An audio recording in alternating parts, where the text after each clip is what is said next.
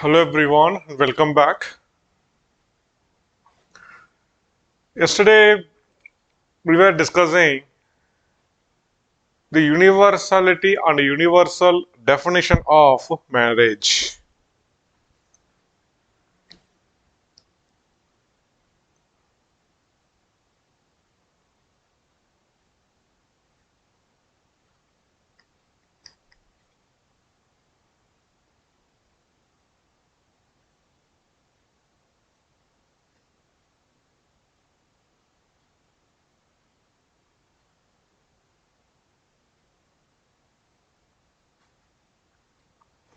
I told you earlier that marriage as an institution is universal. So marriage as an institution is found in every single society because marriage serves a number of purposes. Suppose if there is one rich man, rich man. So without getting married, if the institution of marriage is not there, and if this guy gets married to one, two, three, four women, with everyone, right, he'll be having a number of kids. On one fine day, right, suppose if this guy dies, who will be inheriting his property? Whether all the boys will inherit the property or all the girls will inherit the property, or his children of a first wife, second wife, third wife, fourth wife, at which proportion they will be sharing the property. There will be a huge question mark, right? As they are not married here, these people they cannot claim any rights over his property. So marriage, right, it serves a number of purposes like this. And once when people create a family, so within a family, it's within a nuclear family, marriage serves a number of issues. The most important thing is the gender division of labor.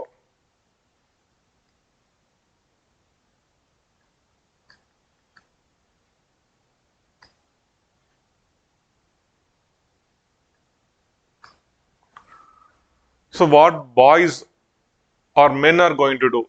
So men need to go out for doing agriculture, doing trade, while women, right, will go out for collection of fruits, nuts, and tubers. It is the duty of the woman to take care of the babies, newborn kids, and the maintenance of the home. So like that, there will be gender division of labor, and so that there will be a smooth functioning of the family. Smooth functioning of the family.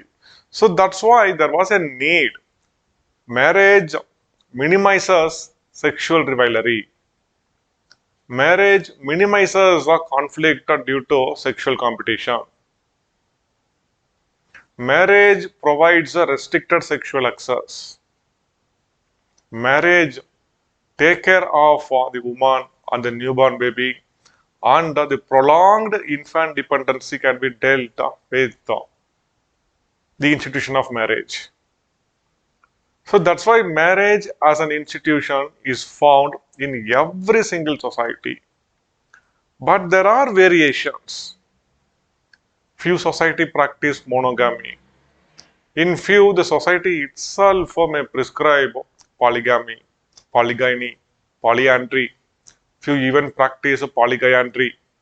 Even group marriages, right, becomes a compulsion, becomes an ecological compulsion under few circumstances.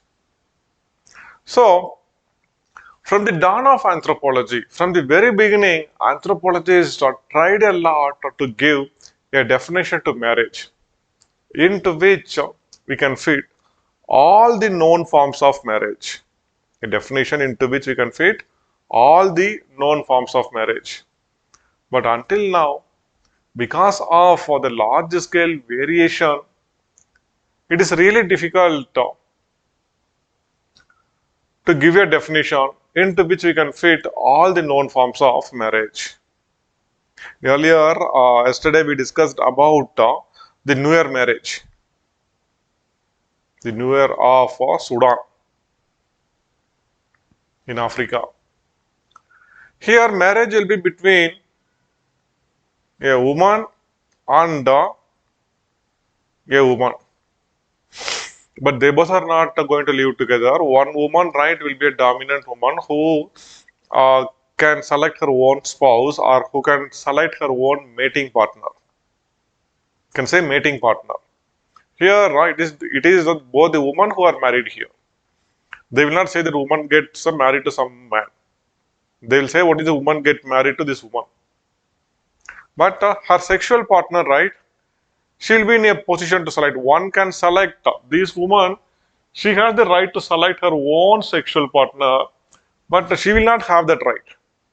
This woman, right, she will dictate whom she is going to marry, or not marry, whom she is going to access for sex, with whom she is going to bear kids. It is this woman will decide. Same is the case, the man-man marriage among the Azandi.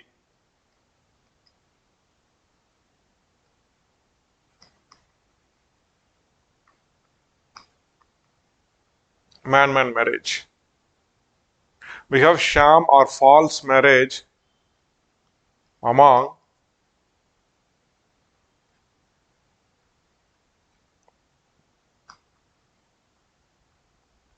Quaketal Red Indians. We will discuss in length about this particular paper because in anthropological perspective they are bit important, mainly in economic anthropology, in gift exchange. These people, right, they are found in North America.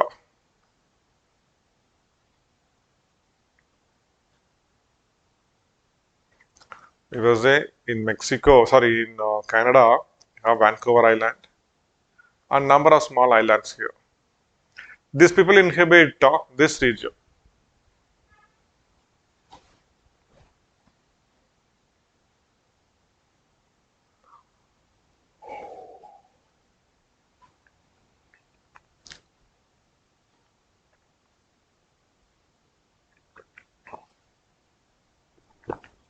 The ceremony here and the marriage which they conduct, right, this is something, a false, this is not a real marriage, but a false marriage. We call it as a sham marriages. So there are a number of such variations which makes it difficult for our anthropologists to define a marriage. So yesterday we were discussing about early definitions, and the most important one given by Westermark.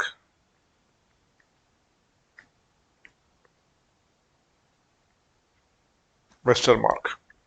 So according to Westermark, marriage is a relation between one or more men with one or more women, which is recognized by the customer law and which vests some rights and responsibilities for the people entering into the union as well as the kids born to them. So we can split Westermark's definition into three so that our understanding will become easy. Okay. See, the first part of the definition, right, is a marriage between one or more men versus one or more women. One or more men with one or more women. So by this right, he includes monogamy, polygamy, polyandry, etc., everything, group marriage, etc. Then number two, it should be recognized by custom or law. So whatever type of marriage, for example, in a traditional Hindu society in India now, polygamy has been outlawed. Somebody cannot marry for the second time and he cannot bring and say she is my second wife when his first wife is alive. When his first wife is alive. Okay. So if you do and if you call something as marriage, that should be recognized by the customer law. And the third aspect of the definition speaks about the rights and the duties of not just the partners who are entering into the union, but this also includes some rights and duties for the kids born to them. The woman here, because she gets married to this guy, she is having number of rights. She has the right to ask him, see how much you are earning. Give it to me. We need to keep it for the maintenance of our family. Okay, so you are going out, right? So while coming back, try to get me a beautiful silk saree. She has the right to ask. She do not have the right to ask somebody else. Suppose if so, she asks her neighbor, right? That guy instead of one saree, he will give her 10 sarees. That's a different thing. But she do not have any right to ask that guy. But she has the right here. The kids, right? They are having a right here. Daddy, we are going for an excursion in our school, a short trip. I need 20,000 money. What? For 2 days trip, 20,000? Yes, Daddy. 20,000 bucks. 2 days, right? She has the right. At the same time, she has the responsibility. She has the duty. So once when his dad right comes back from office very tired, he has the right. My dear daughter, I'm very tired. Can you just make one coffee for me? She did not say no. Yes, daddy, please wait. I'll make you a coffee. So marriage right it vests rights and duties for not just the couple who are entering into the union, but also for their kids born to them. So this is Westermarck's definition. It's a very fantastic definition. He tried to include the legitimate or the legal or jural aspect of marriage, rights and duties associated with the marriage, as well as he tried to include different forms like monogamy, polygamy, polyandry, etc. But still, his definition falls short of few expectations. Like uh, this law couldn't accommodate the woman-woman marriage among the New York, the man-man marriage among the Azandi, the sham marriage among the Quakutal Red Indians, etc. So even this particular definition, right, falls short of expectation, and we couldn't accommodate all the known forms of marriage into the Western Marx definition. Are you okay with this? So marriage is a relation between one or more men with one or more women, which is recognized by the customer law and which vests some rights and responsibilities for not just the parties entering into the union, also for the kids born to them. Okay, so there are other two sets of definition. One given by the notes and queries in anthropology.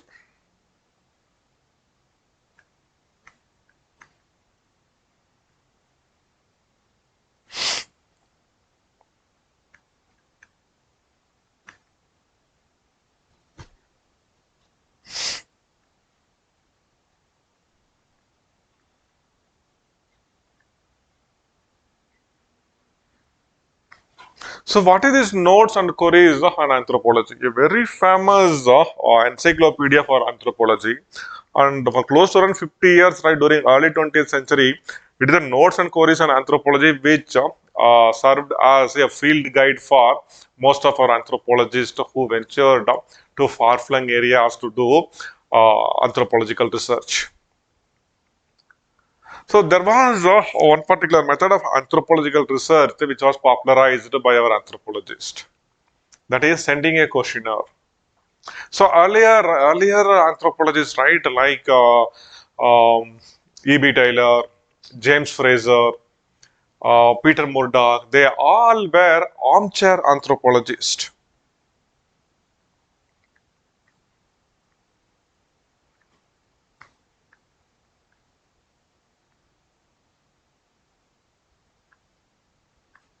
They never used to move out of the library. They used to sit there in the college, in their office, in their library, and they used to collect the materials. Generally, the travel note, diaries, etc. of the travelers, merchants, missionaries who are going to distant areas, and using that, right, they used to build, using the data available in that, they used to build their own theories. This group of anthropologists had no first-hand information about the people about whom they have discussed. Then came the second method, which was popularized by Lewis Henry Morgan initially and then followed by many. Anthropologists started making questionnaires where they will make a detailed question number one, question number two, three, four, like that. And they will circulate this through the missionaries and the travelers. They'll request them, sir, I will pay you. Can you please take this and collect the answers? And when you come back, you please come and give it back to me. This became a very popular method in anthropological research, sending the questionnaires through the missionaries, traders, and merchants. So when this method became popular, the Royal Anthropological Society of London, they wanted to make one encyclopedia for anthropology. The lengthiest questionnaire, which ran more to around close to around 400 pages, were made, and this was circulated among the missionaries and missionaries, traders, merchants, anthropologists, administrators, etc. And the data collected through this method was compiled into one huge encyclopedia called as the Notes and Queries on Anthropology. This was a very famous work in anthropology, and this particular book, right, it served as a field guide for our anthropologists for close to around 4 or 5 decades. Okay, so the Notes and Queries on Anthropology gives one definition for marriage. So the definition states that marriage is a union between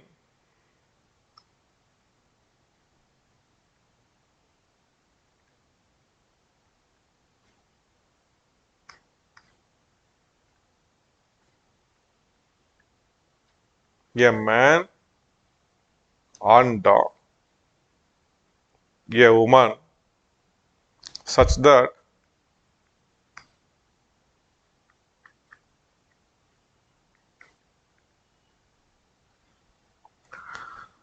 the children born to the woman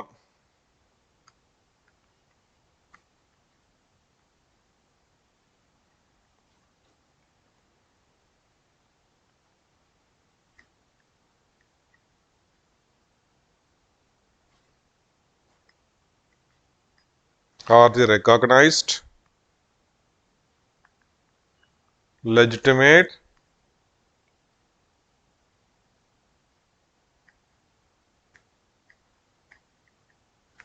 offspring of both parents. If you say offspring, means on the next generation, their own kids. That's the meaning.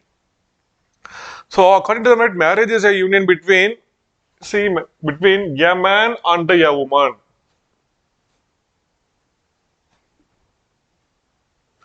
So this definition speaks only about monogamy. It didn't even discuss about polygamy. And see, the children born to them are the recognized legitimate offspring of both the parents. So this particular definition, right, focuses much about the jural aspect or the legal aspect of the kid born to them. If a lady is carrying a baby and if she says this is my baby, that she can call her as her baby only if she is married to a particular person.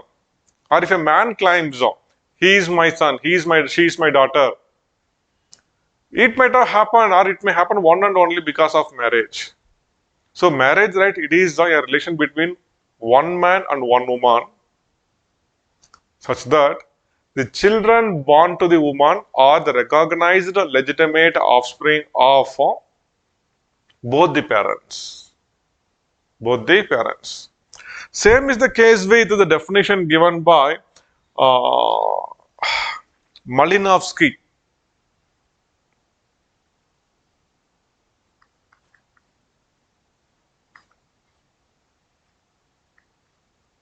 Malinowski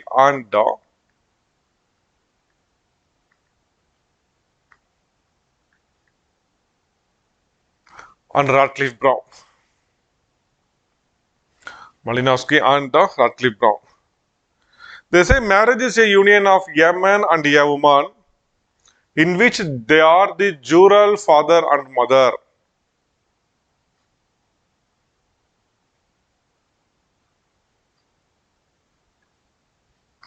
and mother of the kids born to them. See, both the definitions are alike. Both the definition speaks about a man and a woman.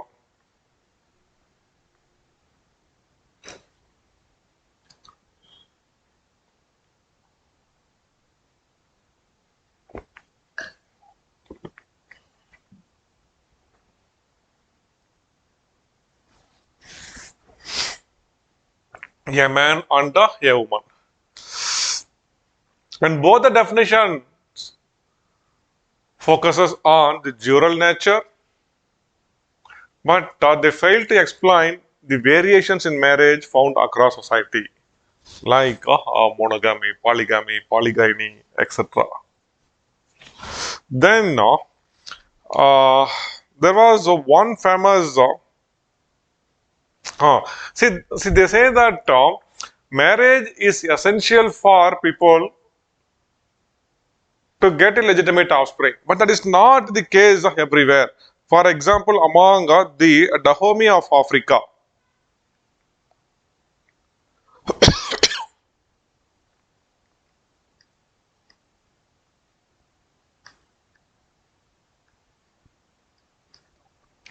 marriage is not at all essential for somebody to have a baby.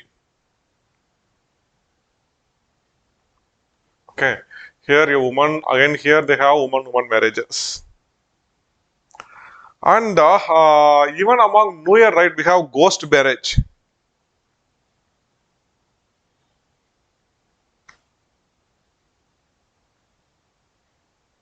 where he will be taking a wife in the name of any of his dead relatives. Any of his dead relatives. Maybe his grandmother might have died. And he will get married to a girl saying that she is my grandmother. These are ghost marriages. Ghost marriages. Okay. So these definitions right couldn't accommodate all these types of variations. So just remember there are sham marriages, there are ghost marriages. Nowhere our examiner will ask you to explain and elaborate all these things.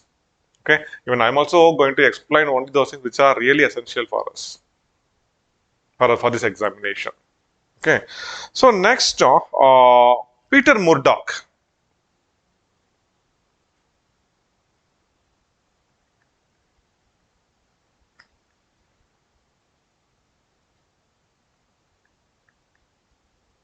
After studying close to around 250 societies by sending questionnaires and by collecting travel guides, he managed to give a very pathetic definition for marriage. According to him, see the number one, marriage exists in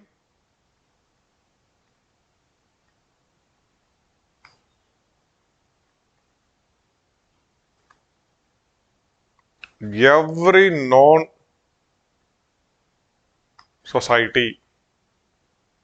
The only good aspect of his definition, marriage exists in every known society. Yes, true. Marriage exists in every single known society. Then it involves residential cohabitation.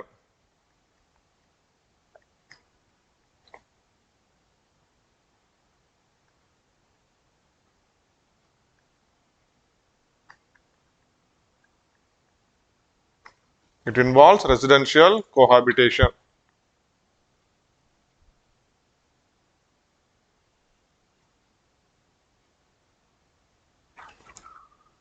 But this is not always the case, right? So there is a tribe in Africa. So among them, even after marriage, this is girls' home. Suppose this is a boys' home. Say there is some, these two homes are located 2 kilometers away. So what the girl will do, early morning when she wakes up, right, she will call all her kids, and with the kids she will move to her mother's home. Till evening, she will be here. She'll be here till evening. Then again, once the sun sets, she'll take all the kids and she'll move back here. She'll prepare dinner and she'll be there with her husband that full night. Next day morning, again she'll go back to her mother's home. And nowadays, right, we better know that every time marriage may not always result in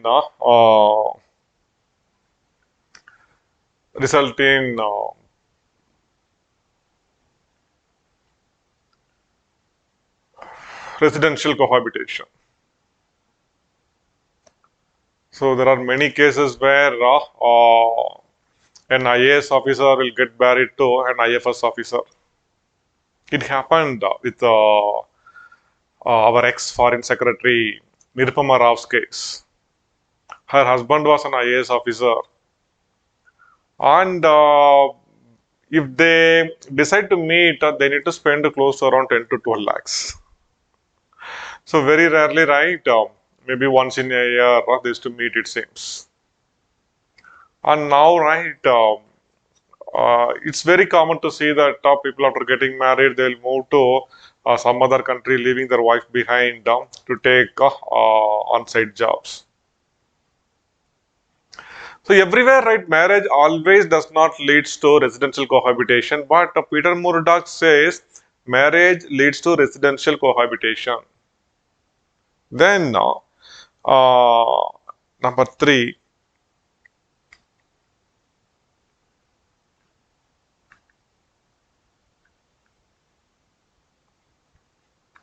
economic cooperation. So that means how much the husband is making here, how much the girl can earn. They can pool the money and they can use it for common purpose. So there will be an economic cooperation among the married couples, he said, but that is not always the case. That is not always the case. Okay. The very same, even when the time when Peter Murdoch gave the definition, there were few societies where marriage does not lead to economic cooperation. The very important example being the kibbutz of Israel.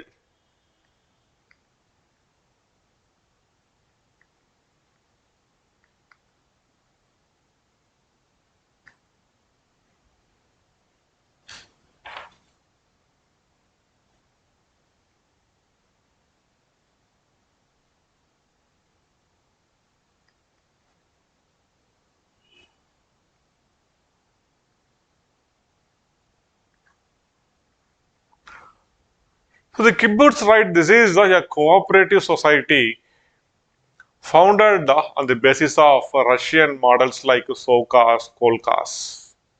Sovkaz and Kolkaz. These are cooperative societies. Sovkaz means Soviet owned. So if there is a village, all the farmland will be owned by the state. And the people here in the village, right, they need to go and work in the field for which they will be paid monthly salary, irrespective of the yield, irrespective of the production season. The people will be getting salary here, but they will not have rights over the land or the produce which they make. Kolkaz means this community owned.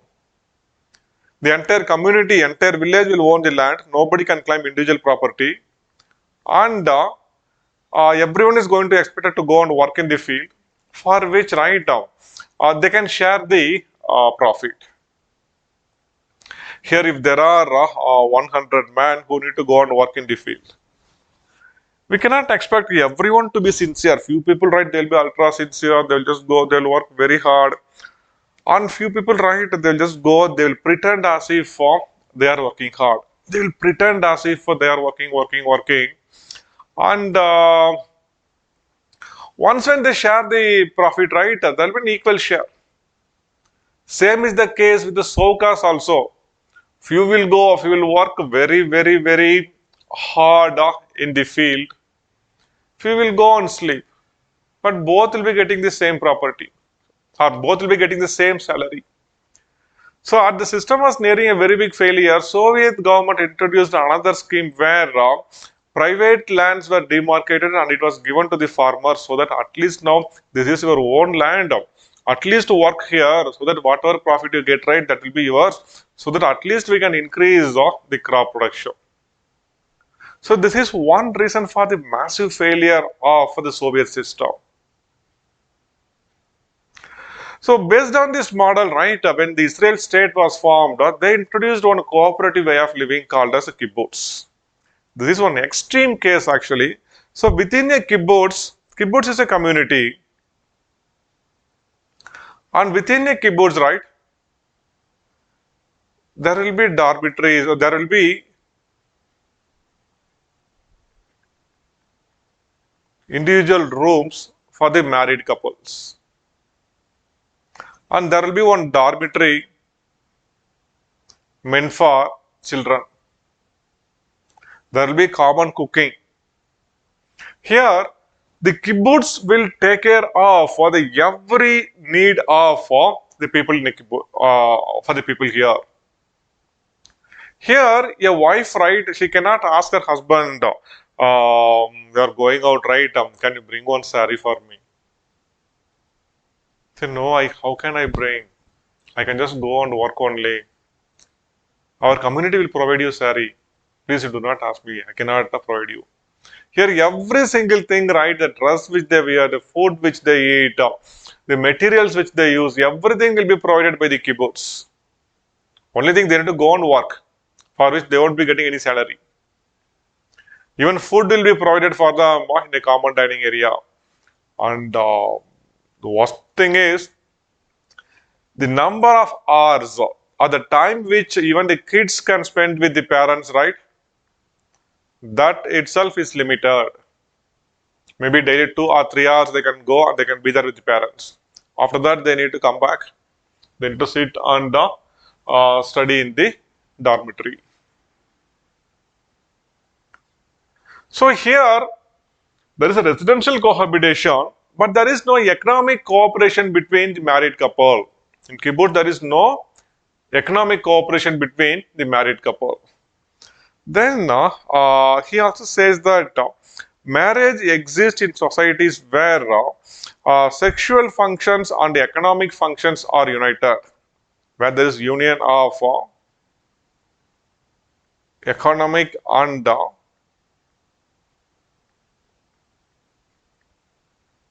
sexual functions.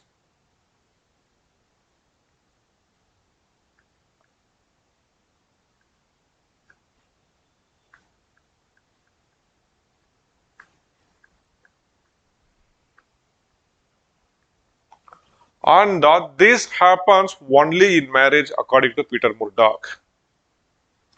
So this definition, right, again it does not have universal applicability. Does not have universal applicability. So like this, most of the definitions, right, failed to include all the known forms of marriage. There were few great exceptions also, which one modern anthropologist by name Kathleen Goof tried to define.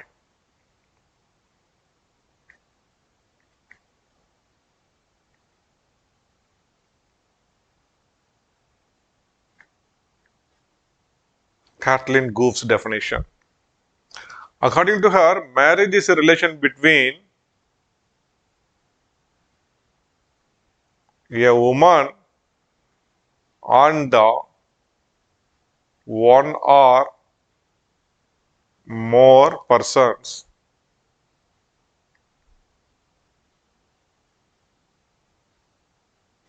which provides that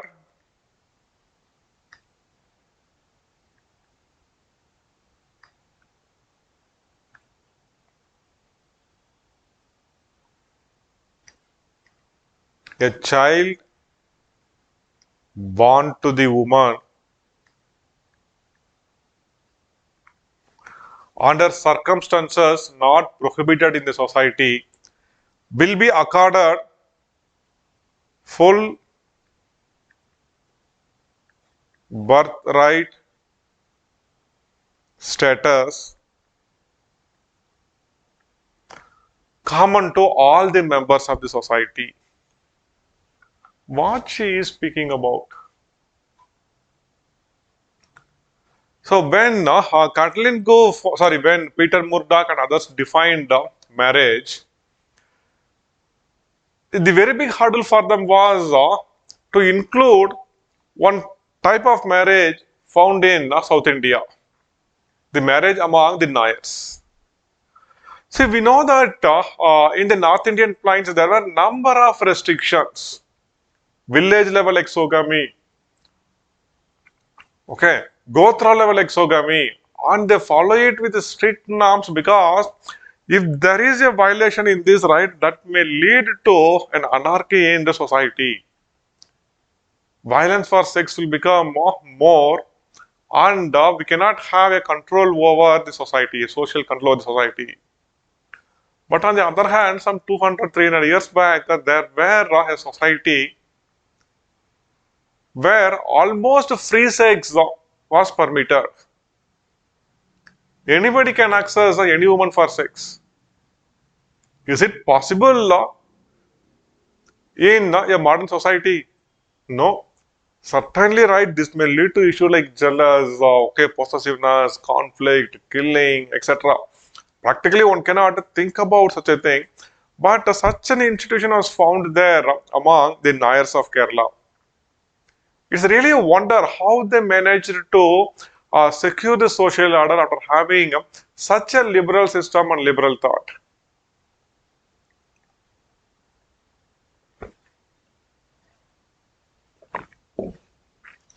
An extreme form of polyandry was practiced among these people.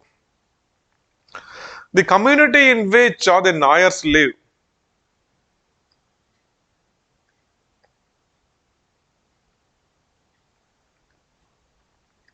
that community right is called as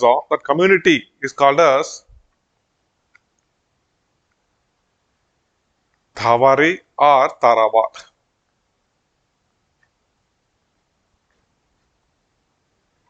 This community right, this may be a village.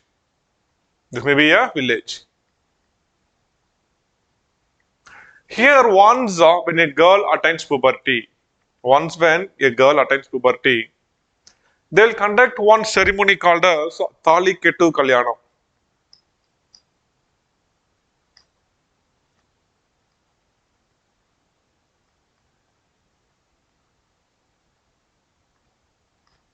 Thali means Mangal Sutra, Kettu means tying, Kalyanam means marriage. Okay, Thali means this is Mangal Sutra, Kettu means tying the knot, Kalyanam means marriage. Thali, Kettu, Kalyanam. So this girl, right? They will request one Nambudri.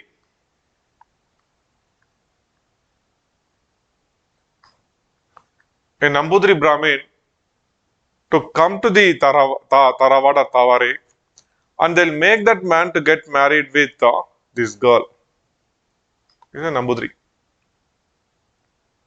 He'll bring some gifts. The gift right will be in the form of generally what gift they'll bring. Maybe some dress materials or coconut and some sweets made out of coconut. They'll bring that. So they will. He takes the role of Sachin Tendulkar and Virender Sehwag. opening batsman.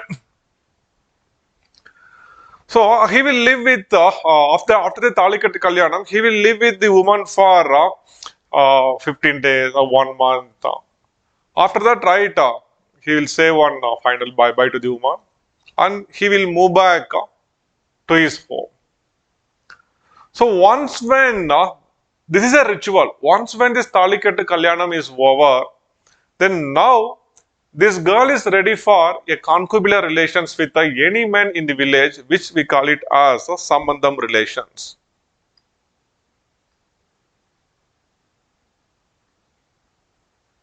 Sambandham relations. We call them as Sambandham partners.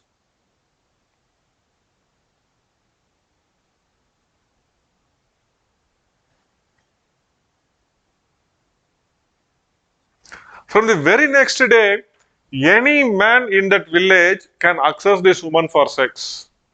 So evening after finishing their work in the field, right, they will throw the tools and they will just run to their home shouting, Kutiyama, I am coming, like that.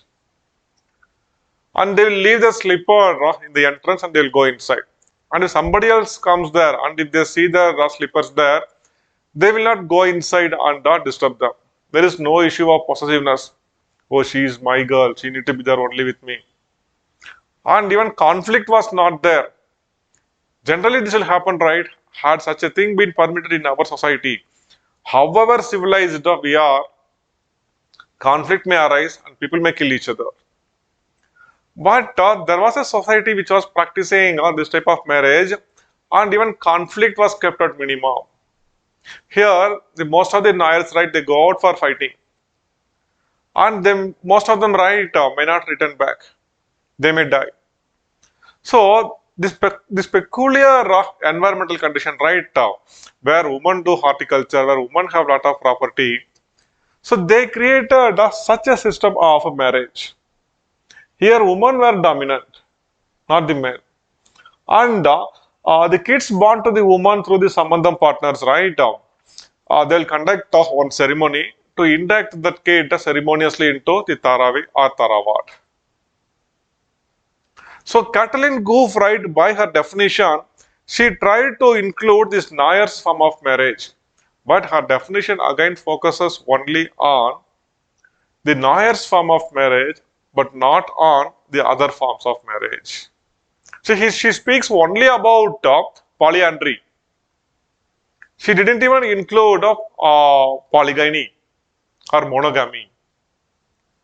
That means her aim was to focus only on the Nayar's form of marriage. But this type of system, right, this came to an end during the colonial period. Some 200 years back itself, this practice came to an end, and hardly we can see Taravi or Tarawad now in Kerala. Okay, fine. So the final conclusion is marriage is universal.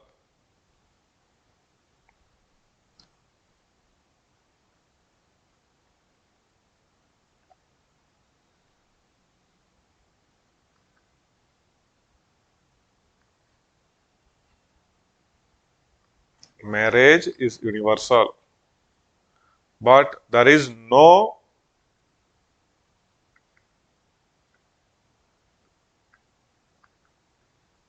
universal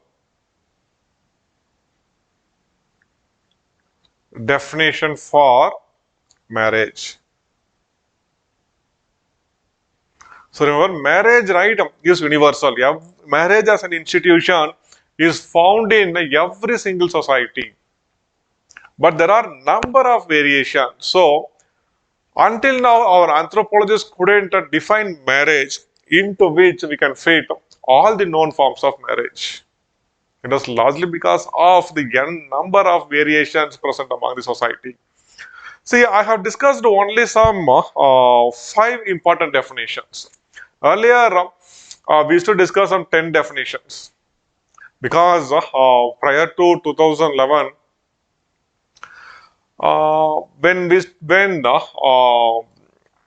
the question papers are set for 300 marks, there used to be full-fledged 60-mark questions for which one need to write for close to around 600 to 700 words per answer. 600 to 700 words per answer. Okay.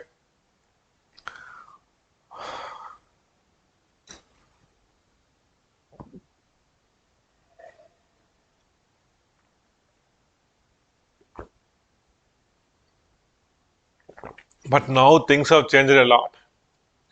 Even the question number 2, 3 and 4 and then 6, 7 and 8 are subdivided. And at the maximum there will be a need for you to write only for 300 words. That's why we have minimized the thing and I have mentioned only 5 important definitions. The one given by Westermark, a very important definition. Then 2 definitions which speaks about the jural nature of the marriage, one by Malinowski and Ratley Brown, and the other one by the notes and queries on anthropology. The notes and queries on anthropology. Okay. Then the very famous definition given by Peter Murdoch, and then finally Kathleen Goof and her definition to include the Nayer's form of marriage. Nayer's form of marriage. Okay. So the final conclusion is, though marriage is universal, we do not have a definition for marriage into which we can fit all the known forms of marriage. We cannot we couldn't accommodate all the variations found in this institution into one single definition. One single definition. Yes, are you comfortable with the topic? This is something which is bit important. So what I want you to do is,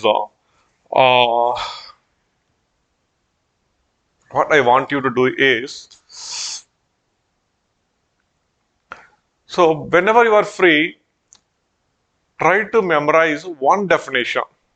Try to subdivide that. There is no rule that you should not change a single word in that. Your examiner will not look into that. But the essence should remain the same. The content should remain the same. Okay. So try to make yourself familiar with these definitions. Then the next topic in marriage. Marriage finances.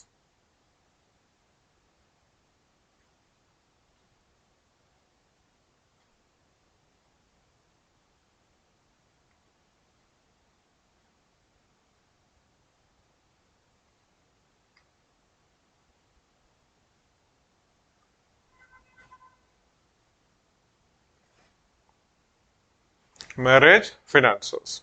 Okay. So in this we need to discuss our marriage finances includes bride wealth.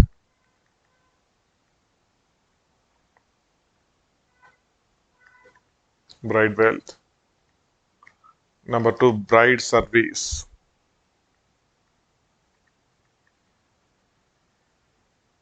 Bride wealth, bride service. Then exchange of woman.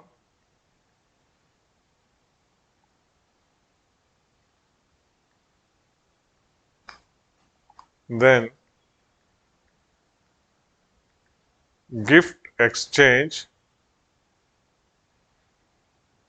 and the prestation.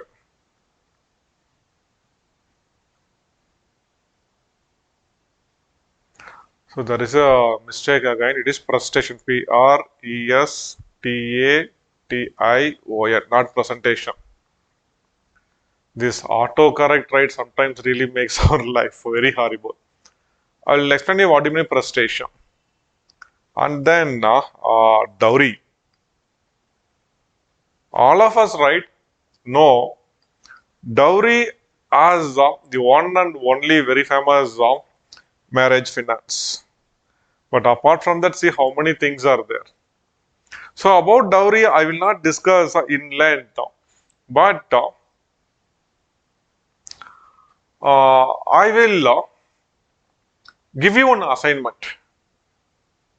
Okay, so that we'll discuss briefly after some time. First is the bride wealth.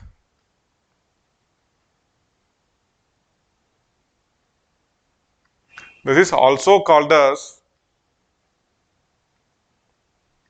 bride price or progeny price.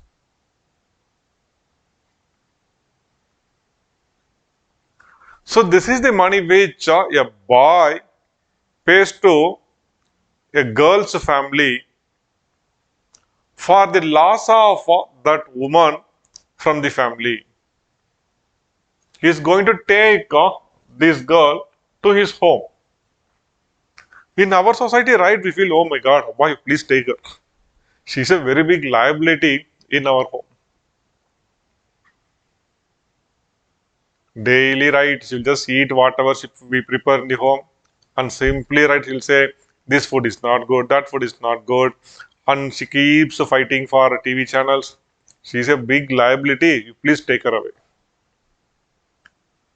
But there are few societies, right, where loss of a woman is a very big loss for the family. In many primitive societies, like those who indulge in, those who live by hunting and gathering, or those who live by pastoralism, or those who live by foraging, among them, right, I'll tell you, woman is a very big asset because she'll be tied to a number of prescribed economic activities. So, a loss of a woman is a very big loss, and they cannot lose her that easily. So, the man will be made to pay for the compensation. So once when he pay the bride price, then only right the marriage becomes legal. Legally he can take the girl, and he can also claim the right over the kids born to them. Kids born to them. And the bride wealth right, it also provides a number of other purposes. So as I told you, it makes the marriage legal. It is a compensation paid to the girl's family for the loss of at the same time, there are few other important things also here. So most of the time, right, this bride price or bride wealth will be very costly. Very costly. So whatever a person had earned in his life, right, he need to spend that entire money to get married, to get a girl. And after doing that, right, he need to treat the woman, he need to treat his wife carefully, politely, with a lot of love and affection. Because if the girl now says, no, no, no, this guy is not treating me properly, I will go back to my home. That's it. This guy will be losing all his investment on the girl. So at his part, right, he will persuade her, see, whatever you want to tell me, I will do. Please, but do not go out of the home. And one more thing is also there. This will also sensitize the girl to behave properly. She'll make her well mannered in the new home. Because suppose if she is not doing work properly, if she is not behaving properly, then the boy he has a right here. He can take the girl and he can leave her back in the home saying, this product is not proper. She is not working properly. She keeps disturbing us. She creates quarrel in our home. We are not happy with the girl. You take her back and give me back my bride price. Then right, the parents will persuade the girl, see what the hell you are doing, how much money he paid. But long back we have spent all those money. Where will go for that now? Please, please go and behave properly. So this is one way of sensitizing both the boy as well as the girl so that they behave properly after marriage. After marriage. So indirectly, right, bride wealth stabilizes the marriage. Along with this, this bride wealth also gives some status for the girl in the family. You say, see, do you know how much he paid for me? Do you know how much he paid for me? So more a boy pays for a girl, that increases the status of the woman in the society. So this is the utility of bride wealth.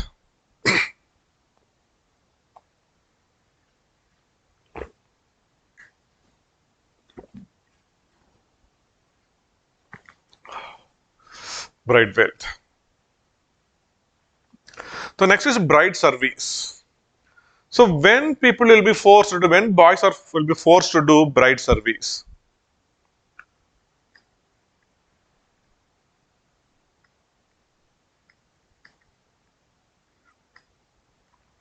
There are societies in which people cannot accumulate wealth. People cannot store wealth largely because of the economic activity they do.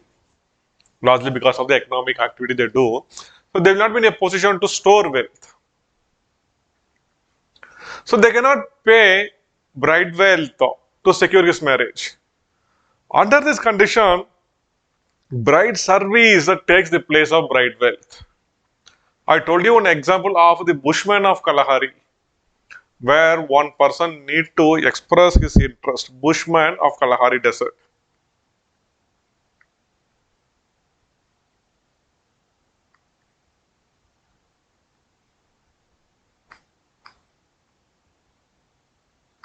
Bushman of Kalahari Desert.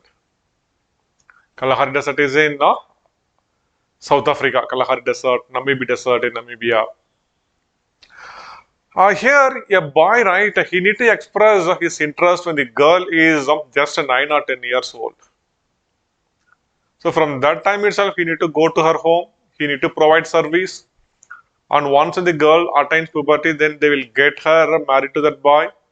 But that boy need to continue his service until his wife bears 5 or 6 kids. Then only they will allow them to go back to their home. So here for 10 or 15 years, he may get locked in the girl's home. He goes there as a small boy. He comes back as a man with his wife and 6, 7 kids after 15 or 16 years. Okay, so bride service is a work which is a replacement for the bride wealth. And so what are the things which need to be kept in mind? So what are the things they consider while going for a marriage by service? The important things are first, so the nature of service. The nature of service, right, it varies from society to society. For example, among the Chukchi of Siberia,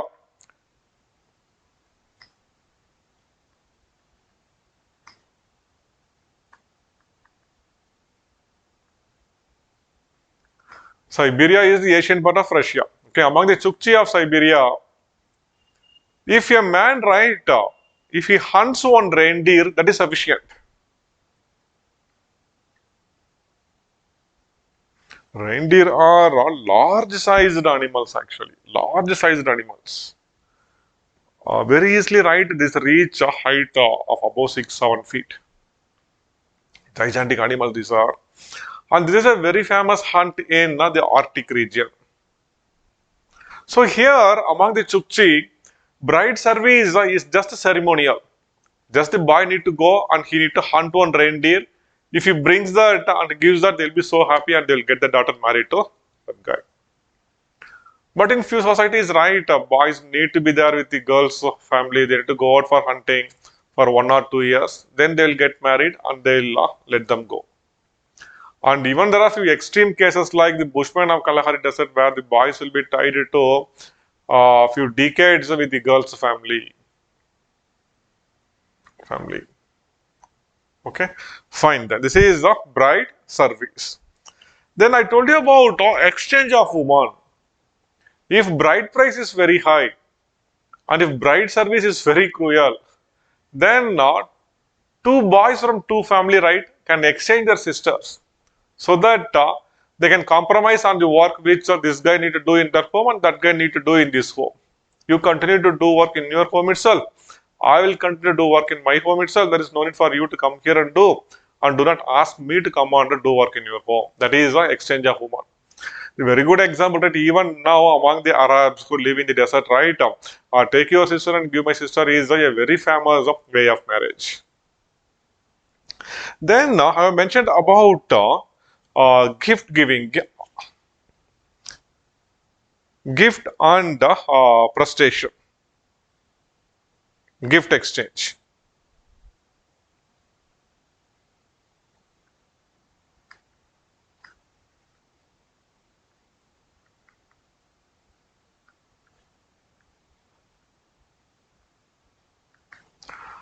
So about gift, right? We will discuss in length later when we discuss economic anthropology, where we will discuss in length about the theory of gift propounded by Marcel Mauss.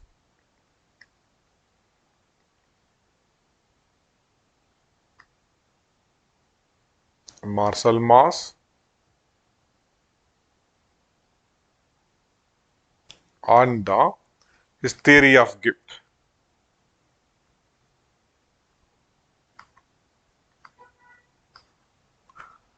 So in every social occasion, right, we can see the element of gift giving. And marriage is also one such event where there will be a large scale gift exchange. Large scale gift exchange. There is, we discussed about the coacutal red Indians, right?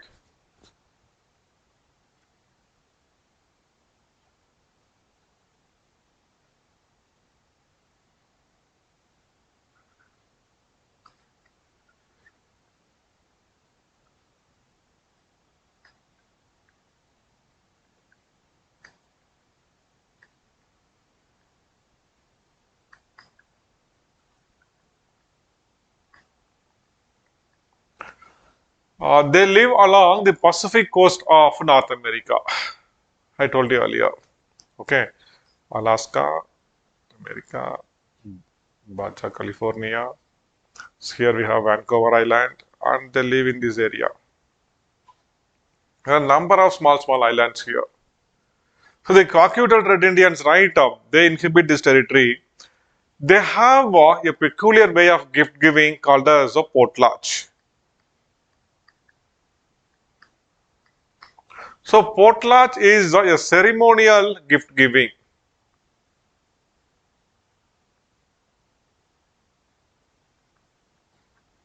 Suppose if in one village, if there is a function, if that village head is going to, if that island head is going to get his daughter married to a person, then he may invite the village head of other islands also. And all those people, right, when they go there, they carry lot of gift with them. Gift here, right, largely will be in the form of woolen cloths, lion cloths, okay, and sometimes they also carry slaves with them. And here, right, in that function, they will not go and present the gift to the newlywed couple. Instead, they will destroy the gift which they brought here, and destroying the gift here gives them some sort of prestige. See how much I'm destroying. I'm capable of destroying this. Just throw it. So destroying something, right? Sometimes people get pride out of this thing. One of my relative, uh, my niece is, she used to come during her college vacation, and I used to take her out for bird watching. So during that ride, I used to carry my camera safe in my hand like this, and I used to move. But she keeps saying, "Yeah, what you are doing? Say, keep it casually, hold it casually. Just bring it like this. What casually holding this? You don't know how costly this is. What, Bhaiya, what you are doing? See, it is by this right, people will see how casual they are. So even the casual way of handling things, right, people get prestige out of that. It is true. So here in Potlatch, instead of giving the gift, they used to throw the carpets in the burning fire, and they get prestige out of, see how much I'm destroying it. And sometimes they even go to extreme level when they do not get their ego solved. What they will do, they will even slaughter or they will even kill their slaves to say, see how much I have destroyed here. So this is an extreme form of gift exchange. Extreme form of gift exchange. Okay. There are a number of other examples also. For example, among the Andaman Islanders.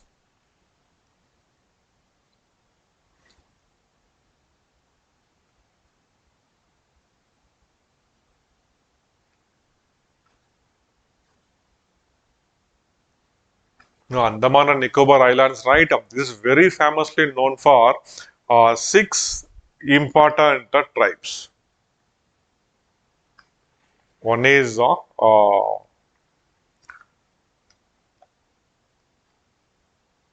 Sentinelese or Sentinels. Then we have the Jarawas. They both are Negroes.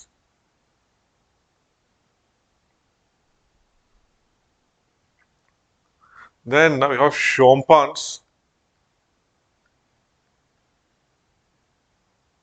and the Wonjis. They both belong to Mongoloid race.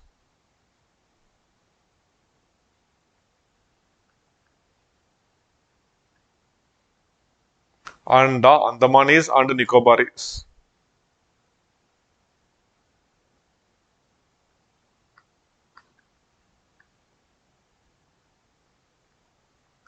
They are Proto-Australites.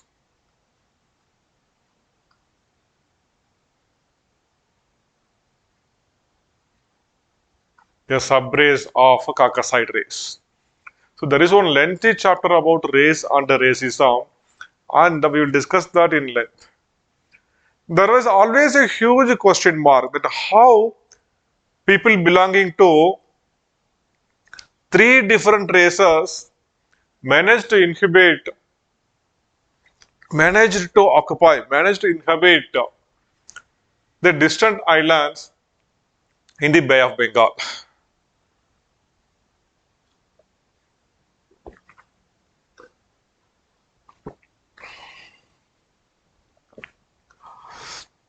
Among them, we need to know about the Sentinelese. The population of the Sentinels, right, is not more than not more than 50 or 60. So they live in the North and the South Sentinel Islands. And they are the only living Paleolithic people in the world. They are the people, right, who are still left in isolation. Nobody knows what these people do. They just have their bow and arrow. They live by hunting, gathering, foraging, etc. And when the tsunami struck the island in the year 2005, uh, anthropologists expected that the tsunami might have washed away all the Sentinelese because the entire island, right, was submerged for few seconds. But to the surprise, right, there was not even a single casualty. These people, they are living with the nature. They know how to protect themselves against the giant waves.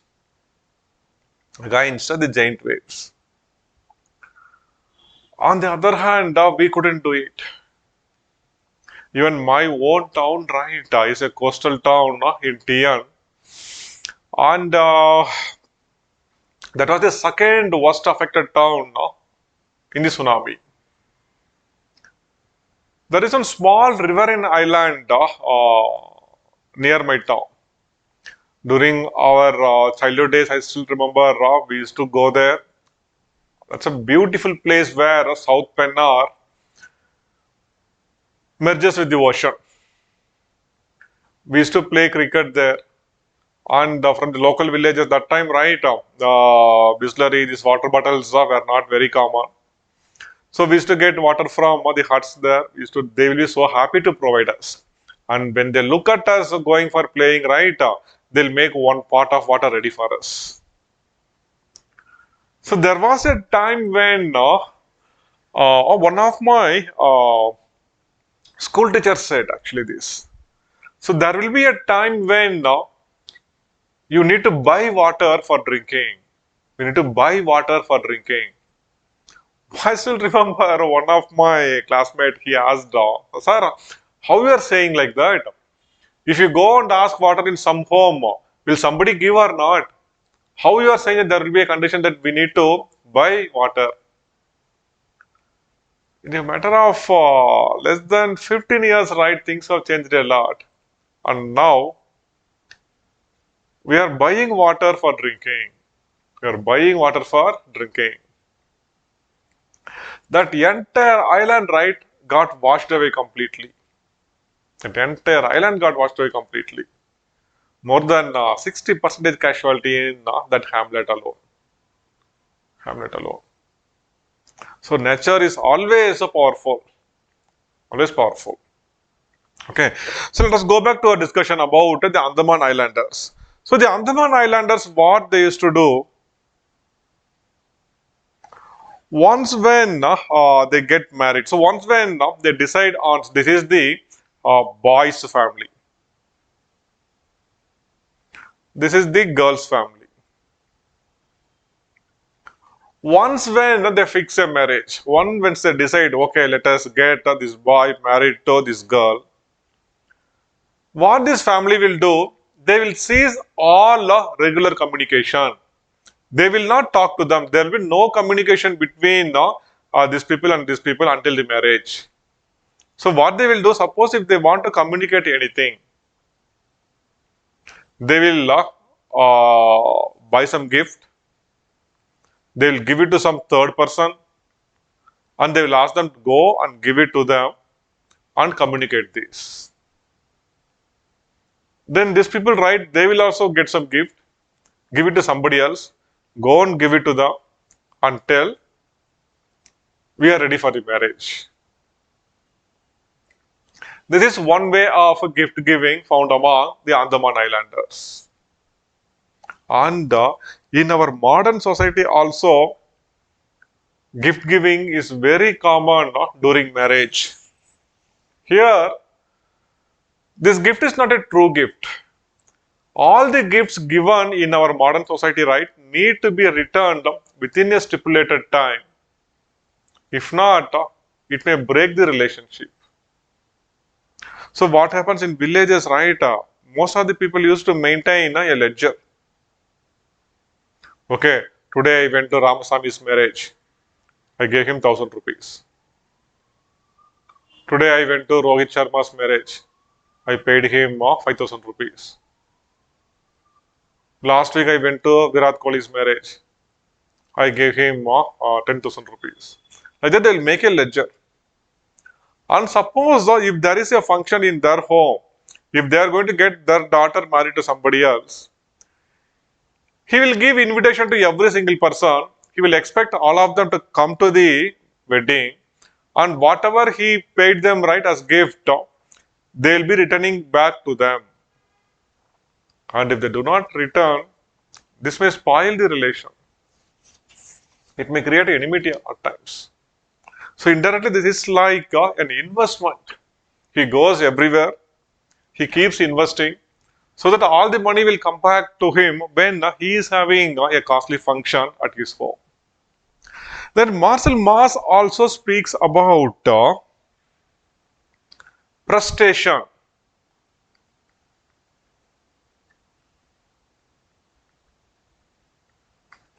So prestation, right, this refers to the totality of relations, the totality of social relations embedded in gift giving.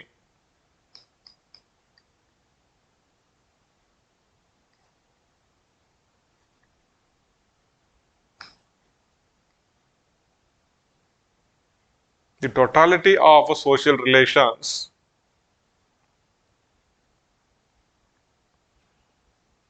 associated with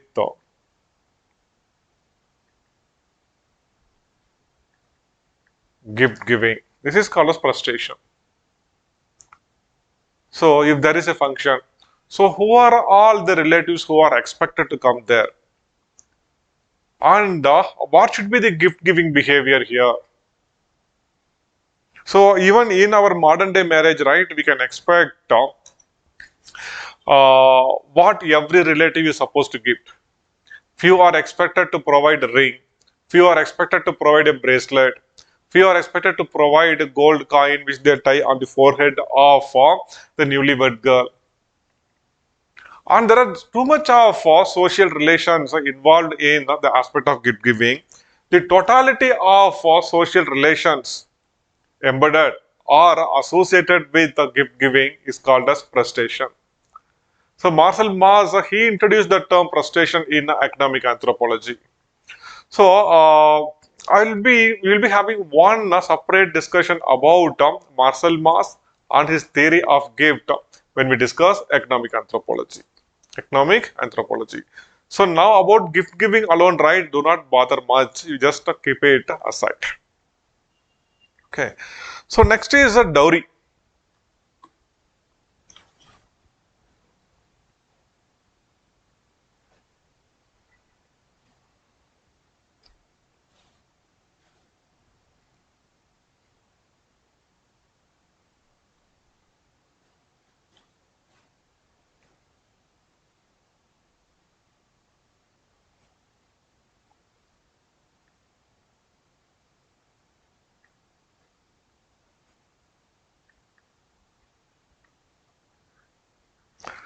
So we all know what is dowry. So it is that money or property which is paid from the girl's side to the boy's side. So dowry right is not universal. Dowry is not found everywhere. Dowry right is confined to India, then the circum-Mediterranean belt.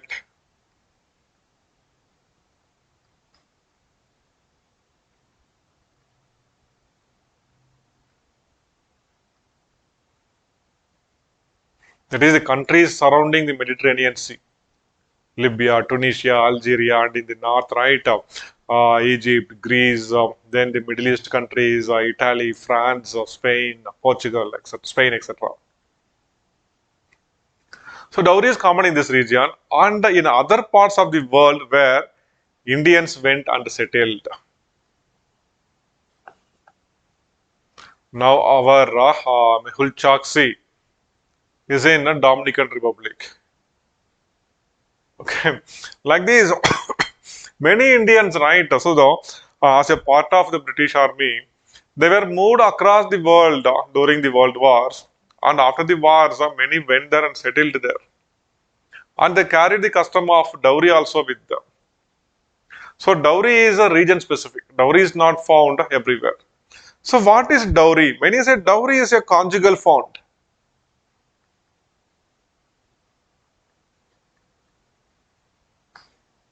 created by the girl's family. So this conjugal fund right will is meant for the newly wed couple and they can use it for establishing the new family. Sometimes many say dowry is that part of the property which a woman inherits from her parents' home. And generally, right, in most of the cases, dowry will be in the form of movable asset.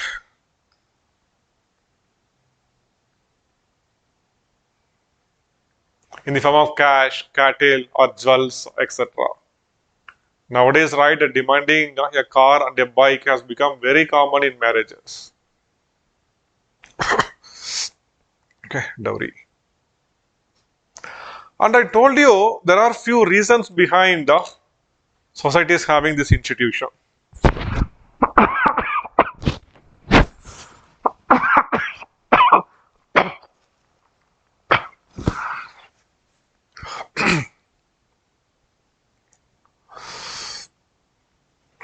The most important being less contribution of women in the economic activity.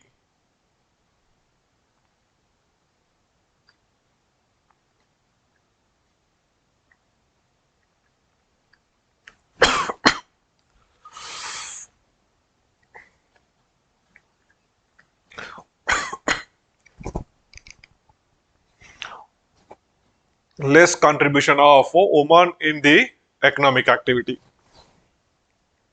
So woman here is a liability.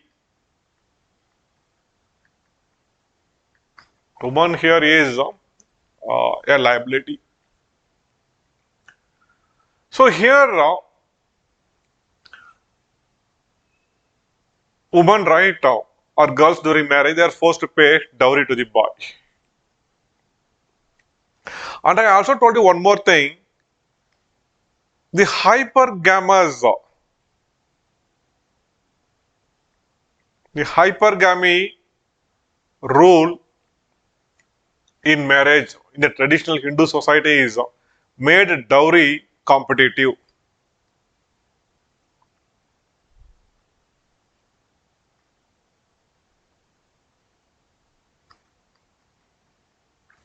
Dowry competitive. I hope we discussed about this earlier also, but I'll tell you one more time also. There is nothing wrong in discussing it again because this is bit important. The traditional Hindu society, right, is a stratified society. They stratify the people into four strata: boys, girls. Strata one, two, three, four. Girls again one, two, three, four. In the hypergamy rule, a boy from a higher strata, a higher caste, can marry a girl from his own strata, as well as he can also marry a girl from the strata lesser to his own. A boy from a middle strata can marry a girl from his own strata or from the one lower to his strata, but he cannot think about marrying a girl above his status, above his strata. For example, for the boy one, right, he can marry any girl here. The scope of mate selection is very high for this guy. But for him, he can marry either this girl or he can go down. He cannot think about going up. So in this system, there is a disadvantage for boys in the lower strata and girls in the upper strata.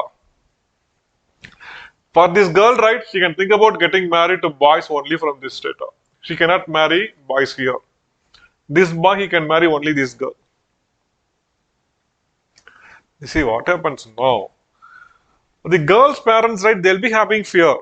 Suppose if there are 100 boys and 100 girls. If 50 boys go down and marry here, here, then now there'll be 50 girls left in a generation whom they cannot get married. So to some extent, right, they'll make it sure that all these boys will get married to these girls only. So what they will do, they will lure them with a lot of wealth and dowry. See how much dowry I'm going to give. See, I'm going to give more dowry. I'm going to give you more dowry. Get married to our girl. So dowry becomes a competitive. So the hypergamy type of a marriage rule is also a reason for the prevalence of dowry system. And there is yet another evidence also. Dowry as an issue, right, is very common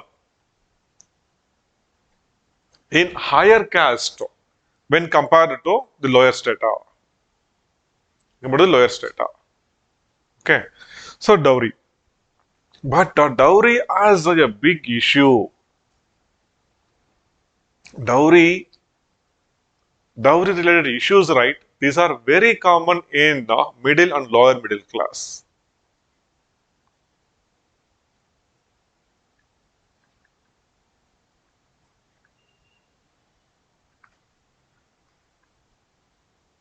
Here, suppose if a girl is born in a family, that's it. This man, right, whatever he earns throughout his life, he need to save, and save for his daughter. He'll be giving that as a dowry to the girl. Even after marriage, right, very frequently send the girl, go to your home and bring money for this purpose. Go to bring and bring money for this purpose. You don't know they are how manly these people are. How shamelessly, right, they will depend on the girls for other survival. There is something very shameful from our people's point of view. And dowry death, violence related to dowry, okay, killing and murder. These we think that these are not common, but these are very, very, very, very common. Very, very common. So once when you become an IAS officer, so during your probation, during your field training in a district, You will be asked to submit one inquest report.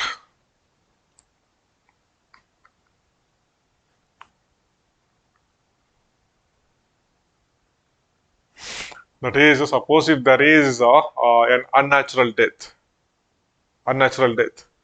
So there will be one form where you need to go and you need to investigate and you need to fill all those things. And one autopsy report will be attached with this. That is post-mortem report will be attached with your inquest report. And in most of the cases, right, this unnatural death which will come to your notice will be dowry death only.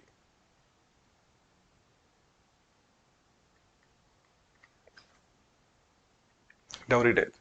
See, but in most of the cases, what people used to do, suppose if a girl commits suicide because of dowry torture, and if she dies, even before the police reaches that place, uh, the boy's family, right, they will negotiate with the girl's family. Such a thing happened, so do not worry. See, let us settle the issue. I will give you this much money. So when the police come here, right, let us say that she was having some ailment. She was having continuous pain in the stomach, and she couldn't tolerate the pain, and because of which she had committed suicide. So whenever more 99 percentage of the cases, right, during dowry death, when police reaches the spot, right, they won't, people won't cooperate, and in most of the cases, right, we will not be in a position to give justice to the girls who are dying. What a great society in which we are living, right? How great we are treating our woman.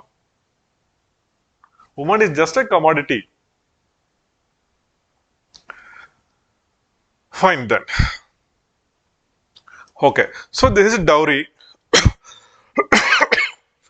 Now I am giving you one small assignment. This assignment is about dowry prohibition,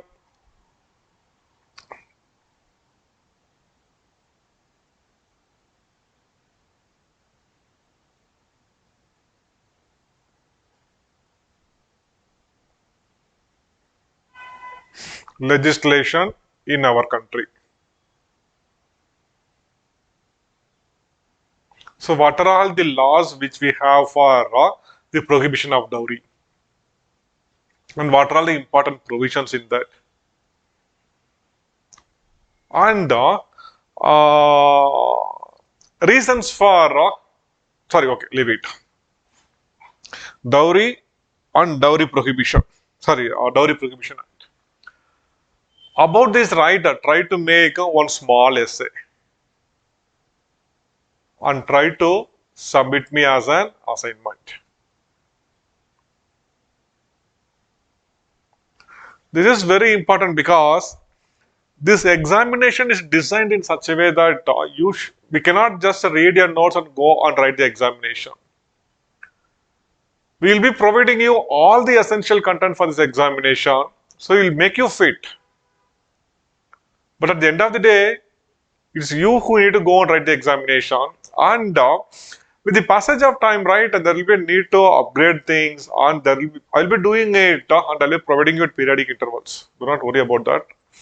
But in other subjects, at least, right, there will be a need that you need to refer to some journals or some magazines, some newspapers to extract content and to make some essay. So this is one way of training you for this examination. So the first assignment for you is try to write one essay for essay about Dowry Prohibition Act. Dowry Prohibition Act in our country. Okay. Then we discussed about a mock test. Correct? The first mock test will be on Saturday.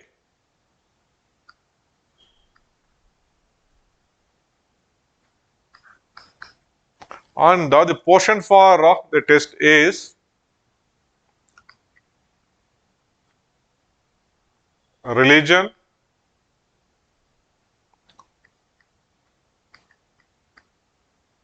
political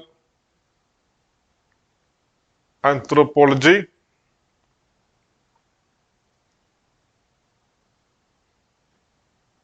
Australopithecus,